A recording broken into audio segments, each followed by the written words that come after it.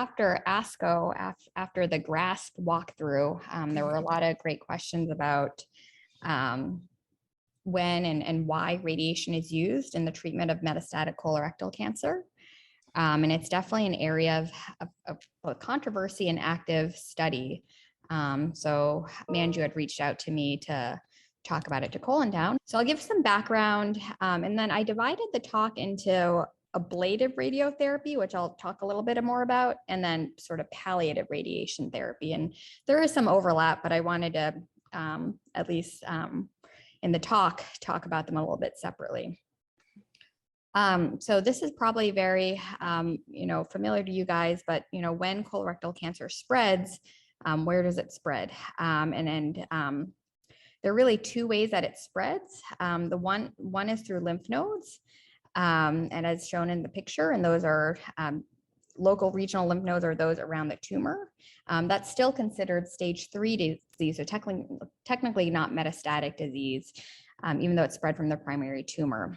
When it leaves the local area and goes to the bloodstream, areas that it tends to go are the liver, most likely, followed by the lung, and then the bone. And then other things less likely would be things like the brain or other areas. But definitely what we see most common is liver, and then lung, and then less likely bone.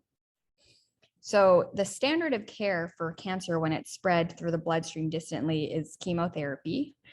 And I would say, 10, 20 years ago, that was really the only treatment, without counting palliative treatments. However, for patients with limited metastatic disease, we can consider addition of a local therapy, and I'll define that for two main scenarios. One, if they present with metastatic disease, they initially get chemotherapy and they get kind of a good response everywhere.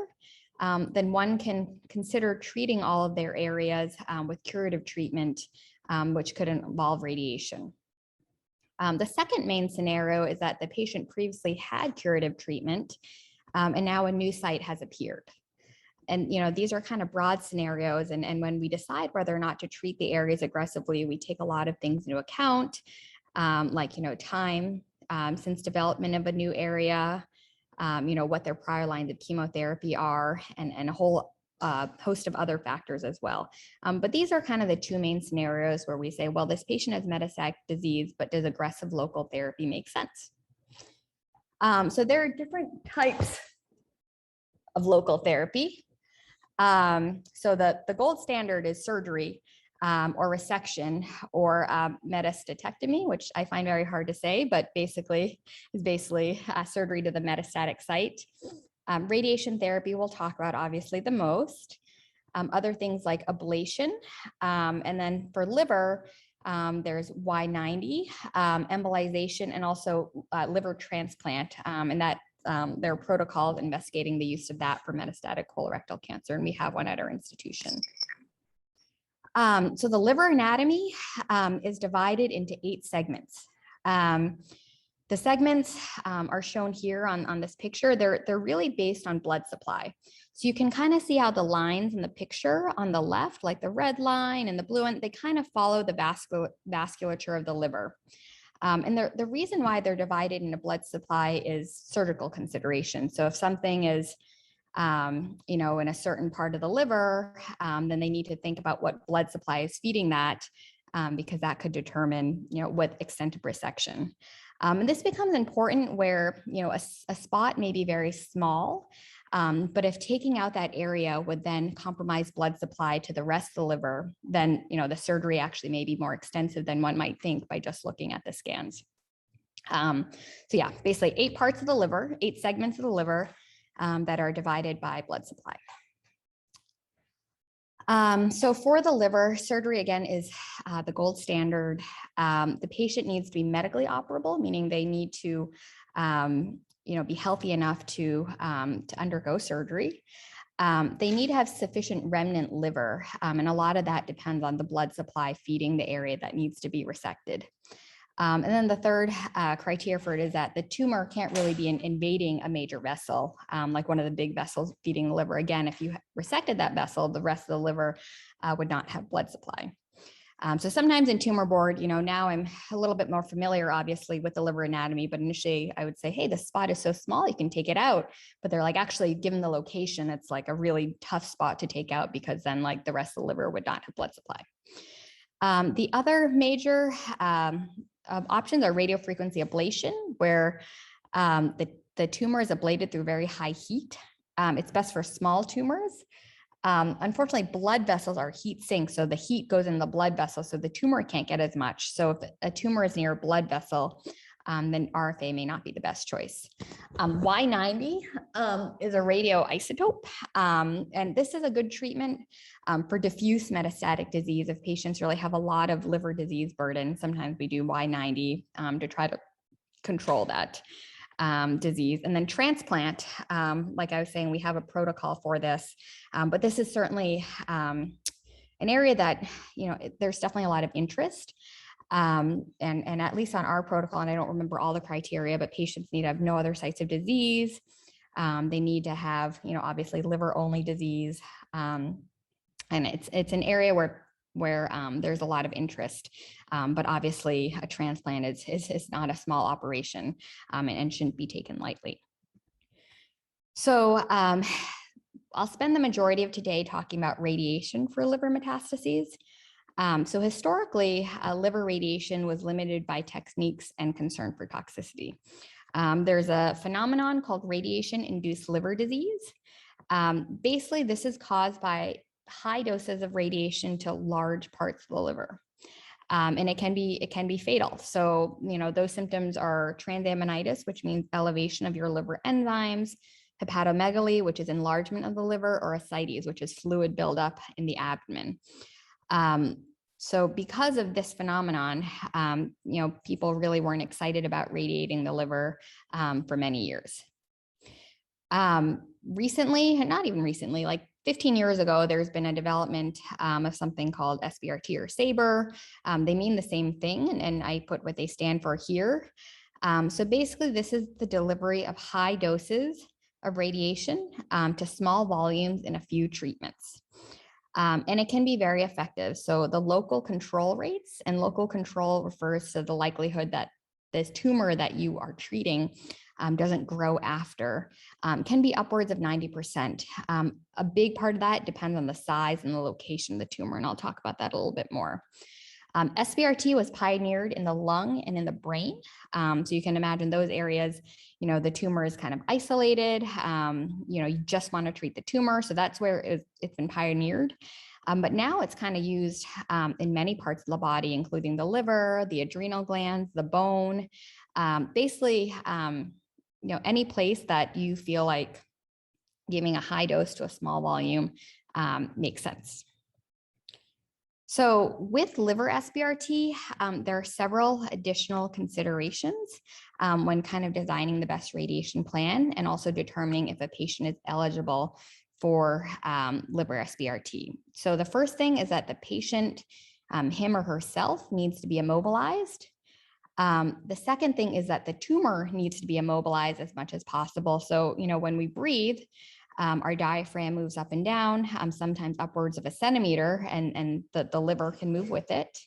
The third thing is target localization, meaning that we actually need to see the tumor when we treat every day.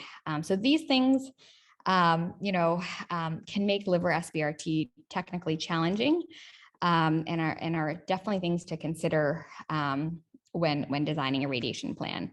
And I said that we need to be within millimeters of accuracy, which is true, but not completely true. So you want to be within millimeters of accuracy.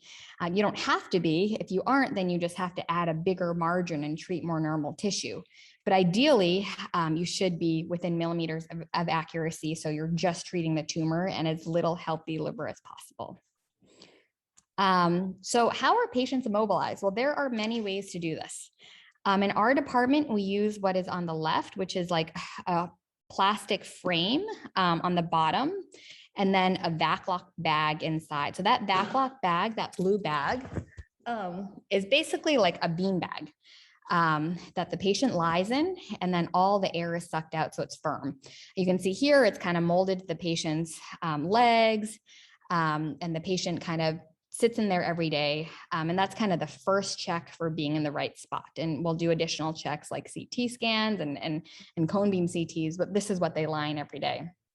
At MGH, where I did my residency, they actually basically wrap the patient in saran wrap and suck all the air out.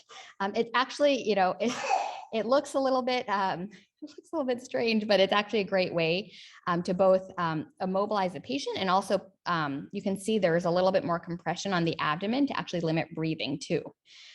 So, you know, these are sort of, it looks kind of silly that we're doing this in 2021, but these are really the best ways to ensure the patient is in the exact same spot every day as much as possible. So the second part I mentioned is tumor mobilization. So with breathing, the liver can move up and down a centimeter or more. And if you don't take that into account, then as I was saying, then you have to treat a lot more normal tissue. So there are different ways to handle this. So the first one, again, sounds barbaric, is just compression. So that is on the left here. Basically, there's a pad and like a flat surface that just pushes down on the abdomen. It's definitely not comfortable, but it's certainly not painful. It just limits how you breathe so that you're actually not moving your diaphragm as much, but you're more moving the upper part of your chest. You know, if a patient has a colostomy and it's right in that area, then obviously that is very difficult to do, and we don't do that. Our preferred method is actually active breathing control with oxygenation. So here the patient has a mouthpiece and that they are getting oxygen through the mouthpiece to help them hold their breath. There's a surface marker on their chest that shows how much their chest is kind of rising and falling, and that's kind of that wave that you see on the screen. And the treatment beam only goes on when they're fully inspired. So basically you're only treating when they're at a certain point in their respiratory cycle that is sort of consistent with what you did at radiation planning. This requires a patient to hold their breath for about 20 to 30 seconds at a time. When I practice with my patients, like I do it as well, it's actually not that easy to do that repeatedly. And for each treatment, they have to do that about 3 or 4 times. But with practice at home, I found that most patients are able to do it. And then the other part is just seeing the tumor itself. So liver tumors are best seen on MRIs. They can be hard to see on a CAT scan. Things that help us are using fiducial markers, which are little radiopaque seeds, basically, that are put in by interventional radiology. Here are 3 that, you know, here you actually can't even see the tumor, but the tumor is somewhere around these seeds. And if a patient has a stent for some reason, that can help as well. You know, for me, I also look at anatomical landmarks. So it's easier to treat tumors that are near vessels that you can see or at the top or the bottom of the liver. Then I have a lot more confidence that I kind of know where it is by matching to other parts of the liver. For spots that are right in the middle of the liver, and the liver being, you know, pretty big, you really need some sort of markers to make sure that you're seeing the right thing every day. All right, so treatment outcomes. So there are a lot of series on this. This was one that I found looking at long-term safety and efficacy of SBRT for oligomets of the liver. And they basically showed, and again, the patient characteristics are on the right. Just looking at the bottom, you know, colorectal CRC here was the majority of patients. Here are the different doses that they use. So most were in 3 to 5 fractions. And this number of centigrade is here on the right. And the local control for everything was at 94%, which is very high. That local control rate is completely dependent on the size of the tumor and where it is. So I tell patients, if you have a really small tumor in a really safe location, I'll talk more about that, you know, there is more than a 90% chance that it's going to be gone with radiation. If it's a big tumor, and this is just, you know, the biology of radiation, like if it's a big tumor that has just that many more cells, even if you kill 99.99% of those cells, there's going to be enough cells there to continue growing in the future. So it's really a function of size and then also where the tumor is. So if the tumor is really close to the stomach or the esophagus or bowel, we can't get the full dose there that we want to. So that an area of the tumor is going to be underdosed. If the tumor is away from everything, if it's in the middle of the liver, even if it's near a rib, I talk to patients about the risk of rib injury, but I generally prioritize coverage of the tumor over the ribs. Then your local control rate is going to be very high. So, 94% obviously looks good, but it's really predicated on the size and the location of the tumor. Okay.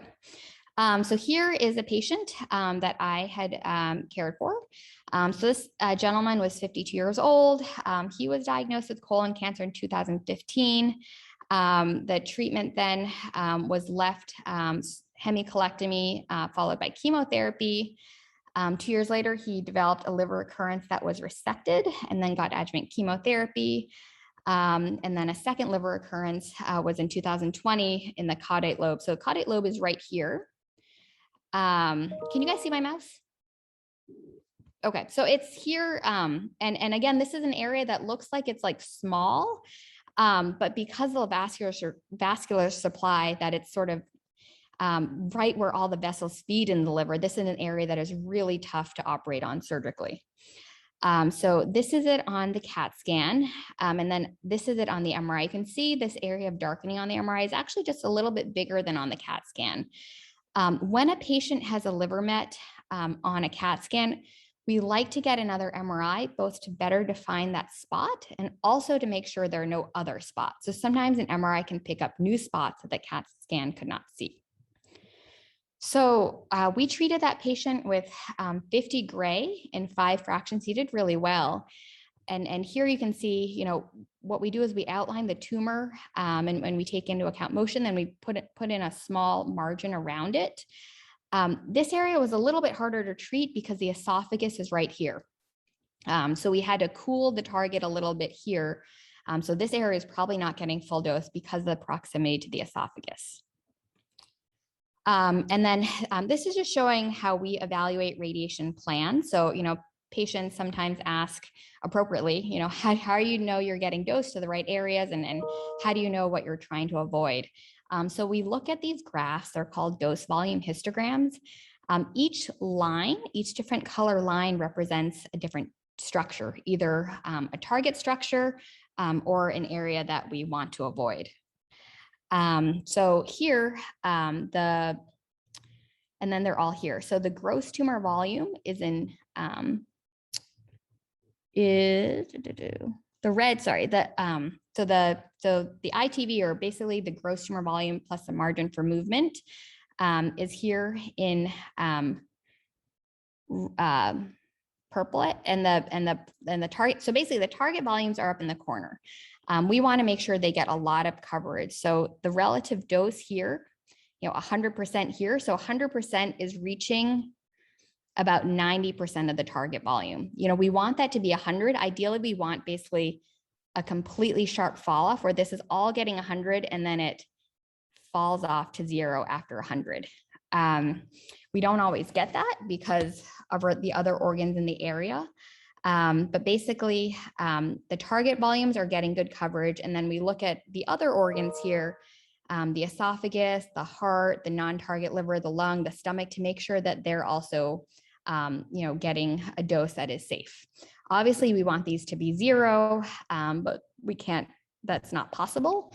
But we consider what is safe for those organs, and they're different for different organs. Some organs you care more about the maximum dose. Some organs you care more about sparing a certain amount of that organ by a certain dose, and we have metrics for every organ. So this is basically how we evaluate every plan to make sure that it's safe.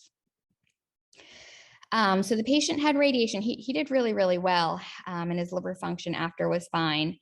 And then you can see on the scan in February and then to May, the spot is a lot smaller. And basically another thing that patients ask is, how do I know that radiation worked? So unlike surgery, the tumor is not taken out. It's still there, but we basically look for growth of the tumor. If the tumor is not growing, we assume that all the cancer cells are no longer viable. Sometimes immediately after radiation, you can get some swelling that can look like progression.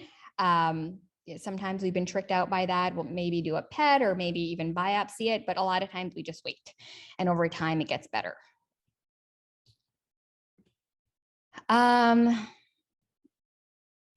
This, I think we are, did we move on to lung radiation? Hold on one second. Yes, okay, so now we're moving on to lung. I just wanted to give a case of a patient who had radiation to the lungs.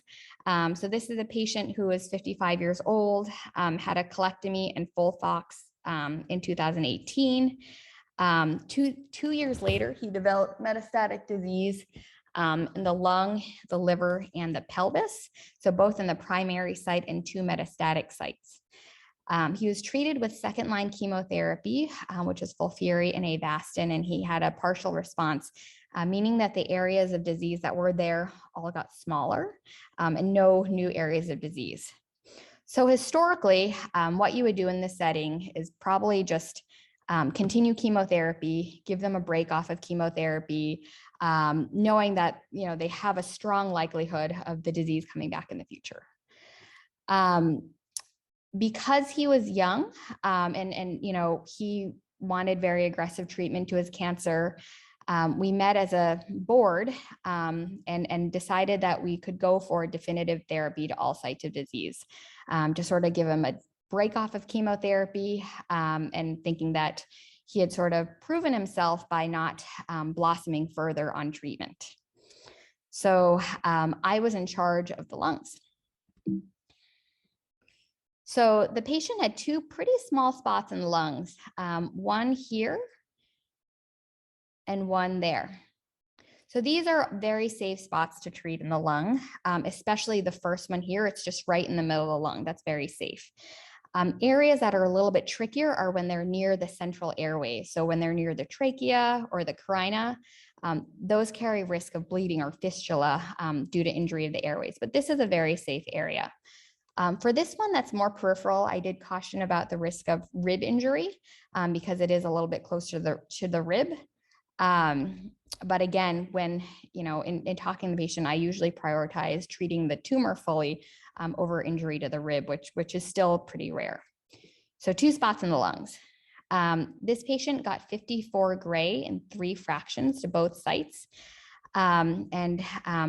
These are basically isodose lines.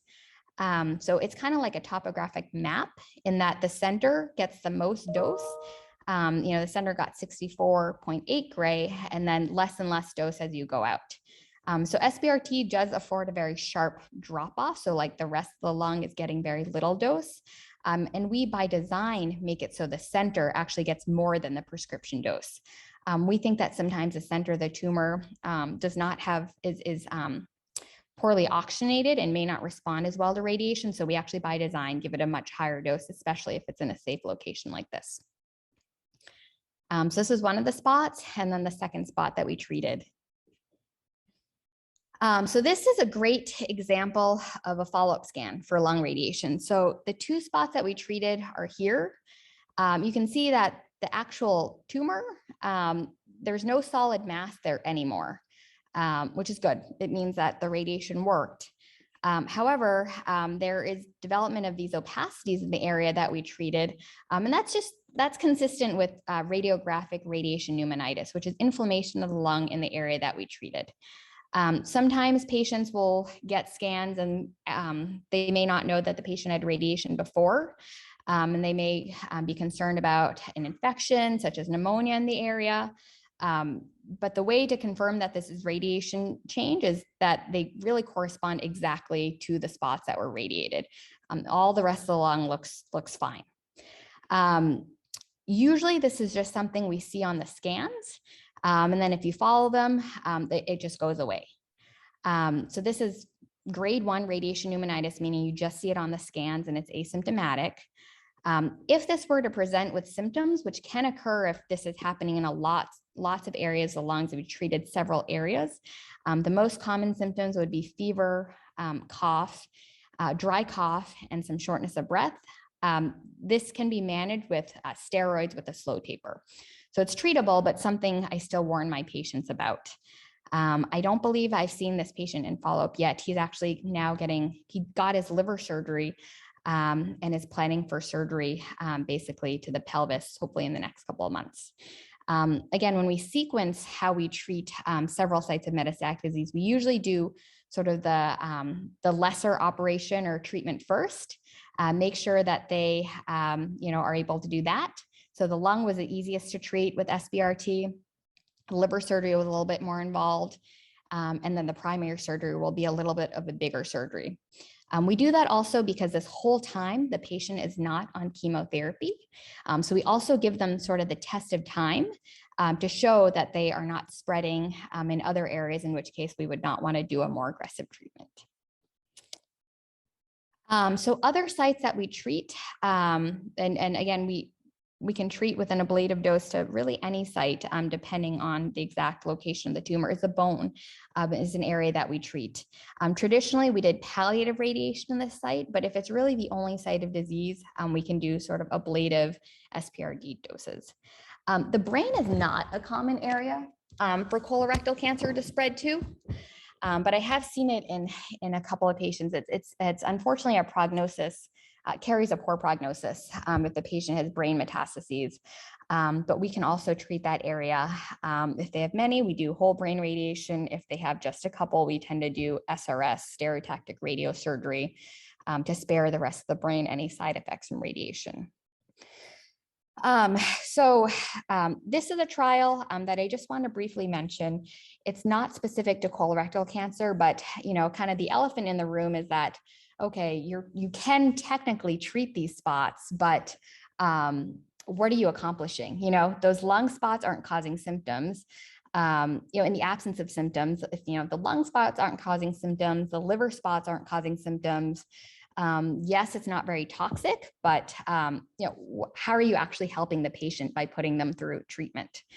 And that is obviously a very important question. Not only are we subjecting patients to toxicity, we're taking away time from them, and our treatments cost money. So to really prove that these types of aggressive therapies have, ultimately improve patient outcomes, we need trials. So Dr. David Palma is a radiation oncologist in Canada. I think he's in Toronto, but I could be mistaken about that. But he's in Canada, and he's really been a pioneer of SABR or SBRT to oligometastatic disease. So this was a phase 2 trial of 99 patients, so modest size. They had 1 to 5 metastases, and they were randomized to either ablative radiation to all sites of disease versus standard of care, which would be chemotherapy and no radiation.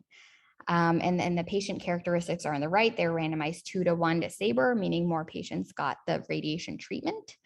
And in this study, radiation was associated with a survival benefit. So the addition of aggressive therapy prolonged survival from 28 to 41 months, which was significant. Obviously, again, this is 99 patients, a lot of heterogeneity in not only the tumor type, but the extent of disease. So a lot of these have to be parsed out in terms of, does it work for 5 metastases or 1 metastases? Does it work for this histology versus that histology? And obviously, that's a very important question to answer, because just because we have a technology doesn't mean we should always use it unless we know it's ultimately improving patient outcomes. So just, I think, a couple more one more slide. And I don't want to, say that this is much less important, and I'm happy to talk about this more, but radiation is very effective for palliation of symptoms. So palliative radiation therapy, I tell patients, it means we're not trying to get rid of every last cancer cell, but we're trying to stop the growth of the tumor to help your symptoms. And what could those symptoms be? So pain is a big one, and that can be pain from the primary tumor site if that's left in place. That can be pain in the liver from liver metastases, pain in the bone. Usually lung metastases don't cause pain unless they're invading into a rib, but basically anywhere where these tumors can grow can be painful. Bleeding is another big reason why we do radiation. Bleeding from the primary tumor, bleeding, if a lung tumor is going into an airway, or bleeding from a liver met. Radiation is very, very effective for bleeding. It's probably one of the more effective treatments. And I've seen bleeding stop with as little as one treatment. And the third one is obstruction. And obstruction, I would say radiation is probably not the best treatment for a primary colorectal tumor obstruction. These patients really need to be diverted because we don't expect as much shrinkage from the radiation quickly to help with obstruction. But if a patient is completely adamant against diversion, which I have some patients who just do not want to colostomy, we have tried radiation for them with some success. Lung tumors can also cause obstruction if they're obstructing an airway, causing lung collapse, and radiation can be helpful for that. The standard palliative treatment is 30 gray in 10 fractions. But we do a lot more fewer treatments, acknowledging that these patients may be, have limited time left and or be just not very mobile and be very uncomfortable. So we really want to limit the number of times they're coming to our department. So 20 gray in 5 fractions, 5 treatments every day is probably what I do the most. And then 8 gray in 1 fraction, which is just a single treatment, is something that I do as well. So radiation can be effective for palliation. And I think that is all I have for slides, but I am happy to talk more. And I know there are a lot more other issues. So I wanted to, save plenty of time for questions. Thank you, Nina. Thank you so much for being with us. So we have one question in chat. When people say they're following the COMET-SABRE protocol, how different is that from just SABRE? That is a good question. I would assume when they're saying they're following the SABRE COMET protocol, they're using criteria for eligibility on that protocol, which is basically 5 or fewer sites of disease. I don't know if it means, or maybe the dosing on the protocol, but I think the gestalt of that is they're using that data to support treatment of oligometastatic disease. Rather than like a specific part of the protocol. But sometimes insurance companies or even other providers, want data for something. So I think radiation oncologists are referring to that protocol as, following the protocol as sort of evidence that this is a meaningful treatment to try. Natalia, when to consider chemosensitization, CAPE prior to radiation? Can this increase the chances of the abscopal effect? So chemosensitization, so generally chemosensitization means doing radiation and chemotherapy at the same time with either 5-FU or CAPE are the most common ones in colorectal cancer to make the radiation work better. Generally, we don't give chemotherapy during SBRT. We do that with the long courses of chemoradiation. So we're generally not giving it during the SBRT. However, the question of when to do chemo before or after local therapy, I think that is an open question that we do case by case, depending on what prior chemotherapy the patient has gotten, how long since their prior evidence of disease that they've before they develop metastatic disease. So it's basically looking at the whole picture of how much we want to add chemotherapy to the local therapy.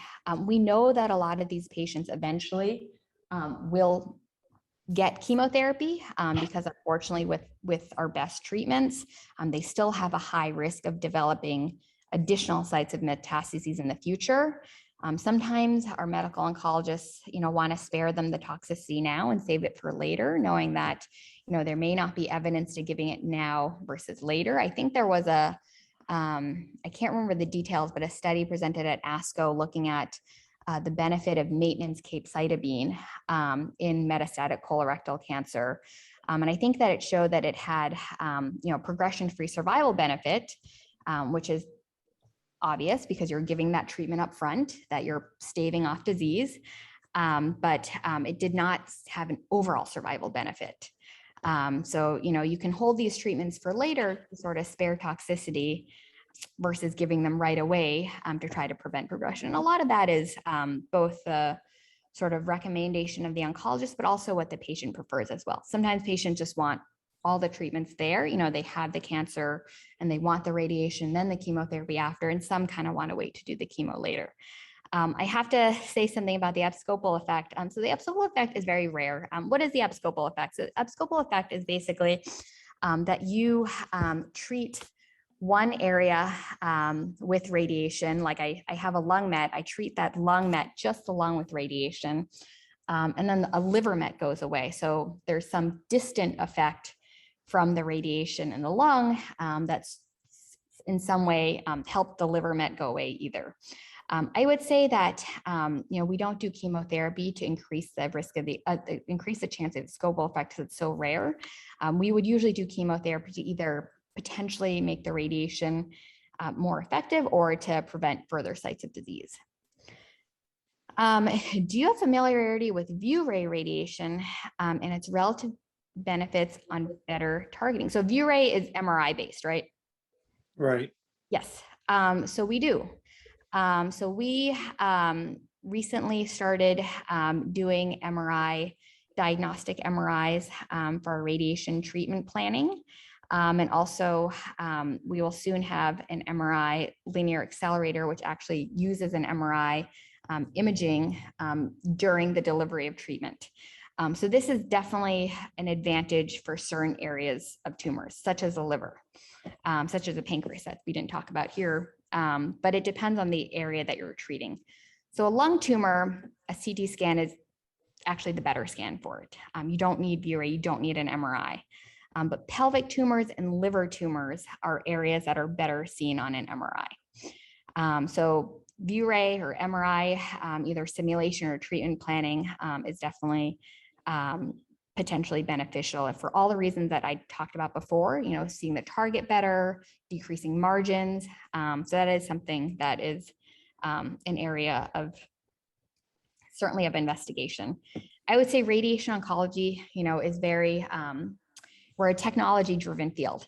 We have to prove that even though the technology looks better and the images look better, that offers a clinical benefit for patients. So that's something that we're working on as well. Follow up Natalia's question. What about abscopal effect with immunotherapy? So I'm glad you asked that. So there has been a lot of excitement about combining radiation therapy with immunotherapy.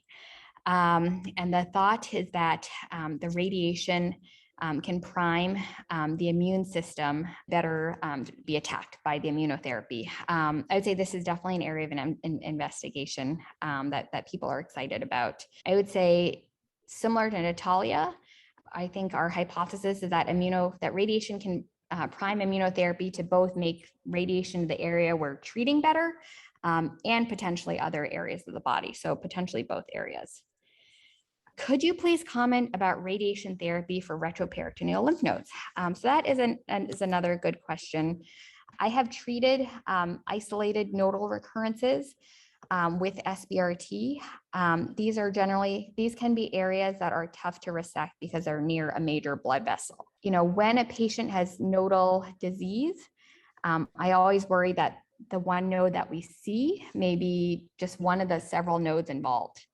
So that might be a reason to do some chemotherapy after radiation. Another potential concern is that for patients who have rectal cancer, sometimes their initial radiation field treats some of the pelvic nodes and can go to basically the top of the sacrum.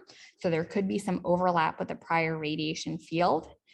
That being said, if the patient has isolated retroperitoneal nodal recurrence, and the area is not super close to bowel, we don't care about vessel as much because those areas, the vessels can tolerate higher doses of radiation, but if it's not close to bowel, I have treated those areas with SBRT and it's been very effective. Following Manju's question, is there a limitation in terms of node location when considering SBRT? Very good question. It totally depends on if it's near the bowel or not, and the prior radiation. So if the node was in the prior radiation field, we can probably still do it because SBRT is so localized. But if it's really near bowel, like a budding bowel, then it's a little bit harder to treat in that we can't get the full dose that we want to get to it. We can do different tricks. Sometimes we have the patient eat or not eat before and their stomach moves and their bowel moves. And the good thing about SBRT is every day you're actually matching the patient's anatomy that day to your treatment plan. So you can actually see their real-time bowel. And that allows you to put on a smaller margin, but it totally depends on how close a node is to bowel. If they have an isolated nodal recurrence, it's also very reasonable to first ask, hey, can this area be resected too?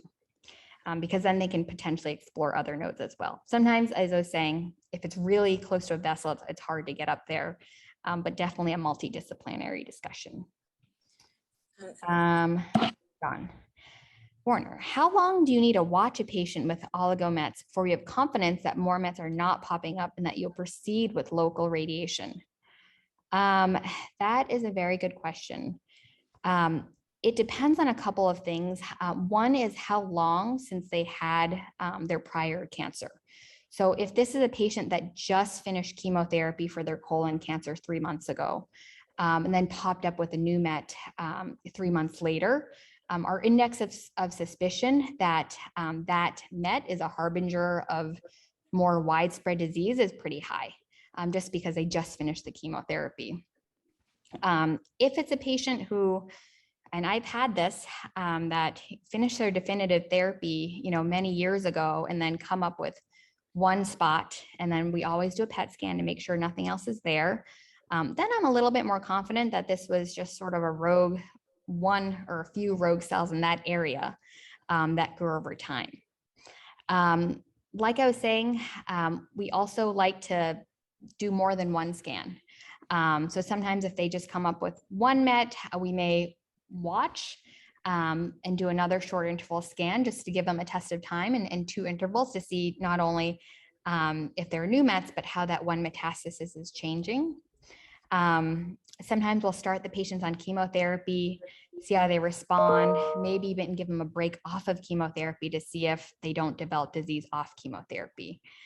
So it really depends. Our decision about radiation is also, how big that spot is, how likely radiation is to be successful, and what are the potential side effects of radiation. So, and then also we're looking at the biology of the tumor too. So there are some mutations in colorectal cancer, like a BRAF mutation, that really portend a poor prognosis. Metastatic disease, we're definitely less likely to treat those tumors, or rectal cancer with a high-grade neuroendocrine component. Those are tumors that are really likely to have distant progression. We'd maybe less likely to treat those. Julia, SBRT seems to be an unsung hero of local treatments. I agree with that. Even in cases where it's an option, it seems to be under-recommended by other disciplines, like oncs and surgeons seem to be more likely to recommend ablation. Any thoughts on this? I think this is very institutionally driven. I think, they're just, when there are, different potential treatments for the same tumor, there are just going to be different voices in the room and different people who are louder or not. But our goal, I think a benefit of SBRT is that it's usually very safe, and it can be very effective. But it's up to us to provide evidence that it has long-term benefits for the patient. Surgery has traditionally and still is the gold standard. And to really, one difficulty has been that randomized trials between 2 modalities are very hard to run. So it's very hard, understandably, to randomize patients between surgery and SBRT. Those studies are being done, but there's lack of equipoise in the patient, lack of equipoise in the doctor. So those studies are hard to do, even though they're the best studies to show that certain treatment may be better. So that certainly hindered active investigation to seeing what is the better treatment. Size of mets that qualify for radiation in liver and lung, and how are they different? That's a very good question. So I would say that it has to do with the size, the number, and like the location of them. So like the real estate of them, if they're together or far away. Generally, I guess this is from the Sabre Comet trial, 5 or more Mets, I'm less likely to treat with radiation. Certainly if they're in all different areas of an organ, but even if they're in the same area, just because I think if someone is 5 or more, that is really a sign that there's probably more occult disease.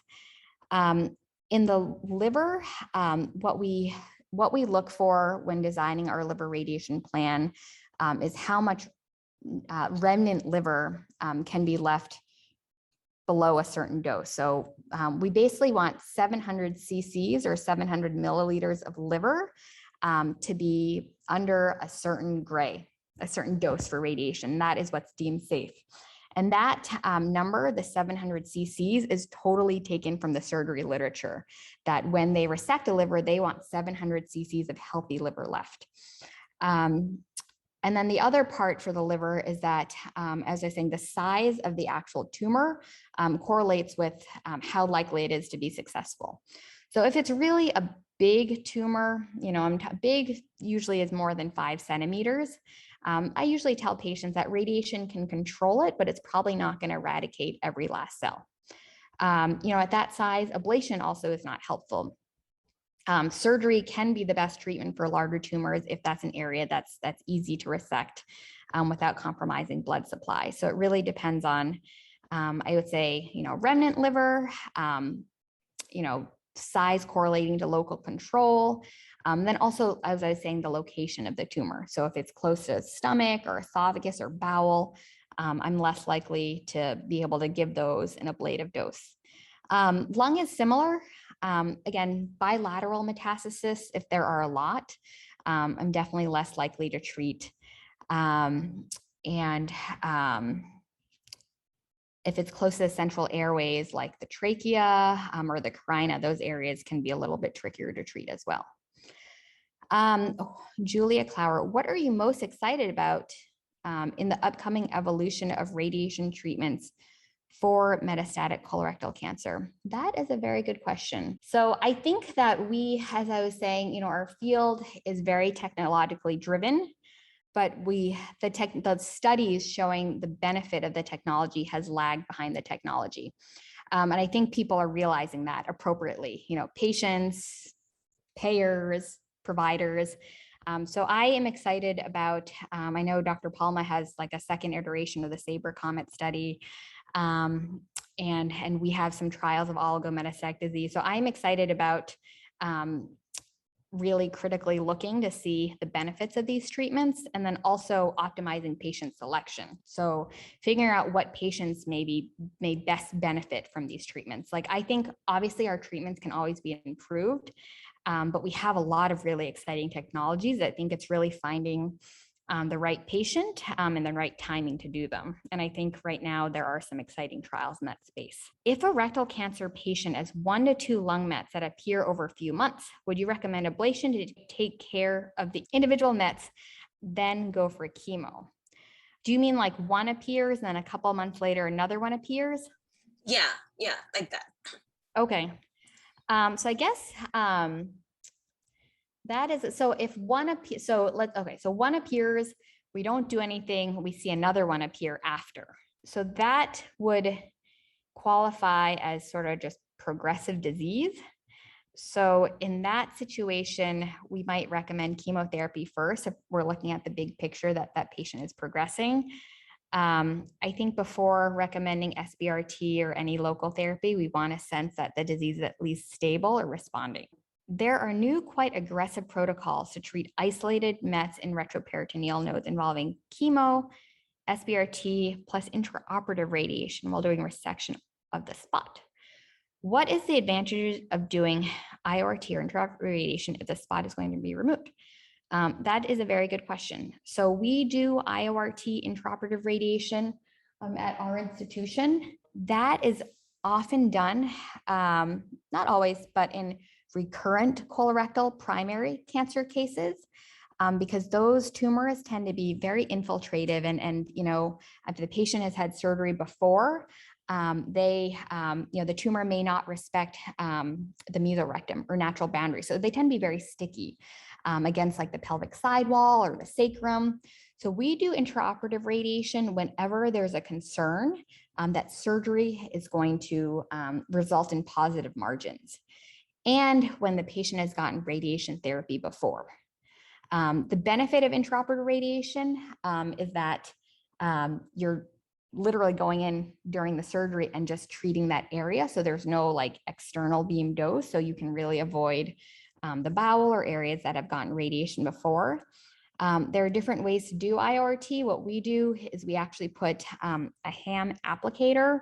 I actually don't know what ham stands for. It's obviously not the meat ham, but it's basically like a piece of flab with wires that the radiation goes through. And we actually lay it on the area that we're concerned about. The patient is left in the room with that applicator, and we create a plan, and they're in that room for about 45 minutes while the radiation is working. So I would say, to answer your question, if there's an area of recurrence, a nodal recurrence, where there is a concern that that node is sticking to something, whether it's a bone, whether it's another part of the body, and that it can't be taken out cleanly, they may recommend intraoperative radiation at the time of surgery, depending on what the surgeon sees.